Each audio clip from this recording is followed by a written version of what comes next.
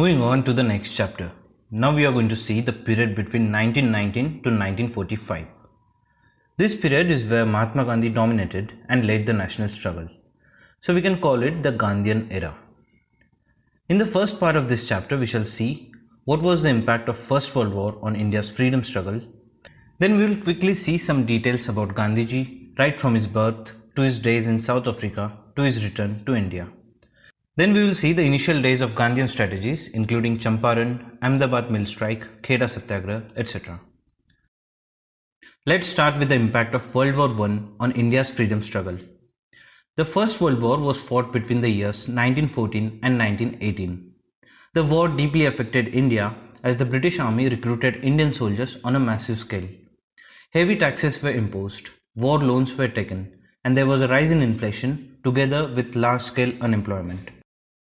We have seen that the Gaddarites and the Home Rule Leagues tried to use this opportunity to free India at a time when British government was fighting the war. Nationalist movements in other British colonies also took an upturn.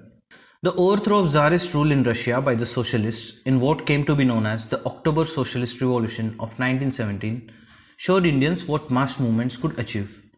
This gave new hope to Indians who were influenced by socialist ideas. India's freedom struggle had yet to see a large-scale mass participation, but this was about to change as Gandhiji had returned to India. Let's see some details about Gandhiji.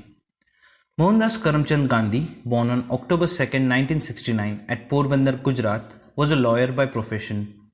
In 1893, he went to South Africa to practice as a lawyer. Now, South Africa too was a British colony. There he faced racism.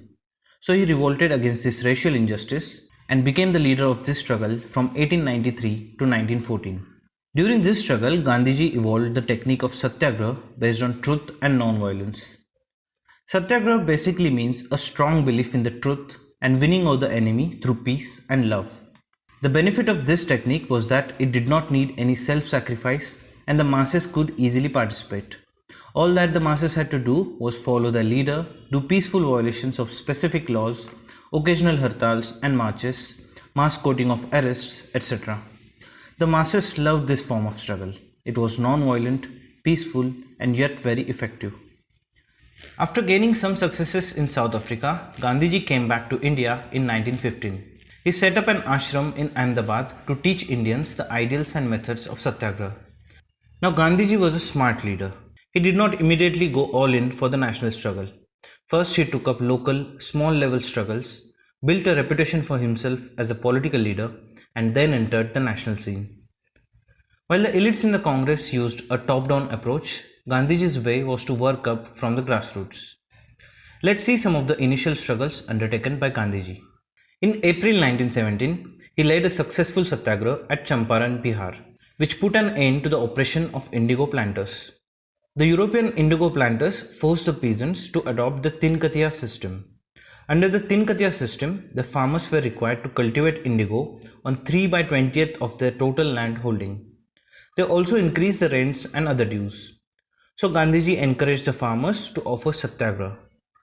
In response, Gandhiji was arrested, but later he was released and made a member of the Inquiry Committee in June 1917. After this, the Champaran Agrarian Act was passed, which finally abolished the Tinkatiya system and also compensated the farmers for the increased dues imposed on them. This was Gandhiji's first major success in India. The method used in this satyagraha was civil disobedience, as it involved breaking specific rules. So please note that Champaran Satyagraha was the first instance of civil disobedience in India. The next satyagraha by Gandhiji was the Ahmedabad mill strike of 1918. There was a dispute between workers and mill owners over the discontinuation of the plague bonus. Gandhiji asked the workers to go on a strike and demand a 35% increase in wages. The mill owners were willing to concede a 20% bonus. Gandhiji advised the workers to remain non-violent while on strike. He also undertook a fast unto death to strengthen the workers' resolve. The mill owners finally agreed to give the workers a 35% increase in wages. The next was the Kheda Satyagraha of 1918. Because of drought in 1918, the crops failed in Kheda district of Gujarat. According to the then revenue code, if the yield was less than 1/4 or 25% of the normal produce, Then the farmers were entitled to remission from paying revenue. But the authorities refused to grant remission. So Gandhiji supported the peasants' cause and asked them to withhold paying the revenue. The government finally agreed to peasants' demands.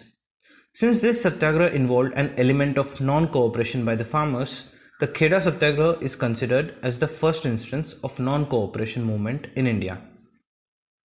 After these initial struggles, Gandhiji had gained a reputation for himself.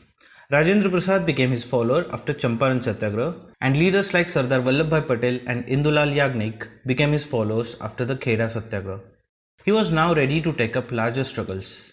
We shall continue that in the next video.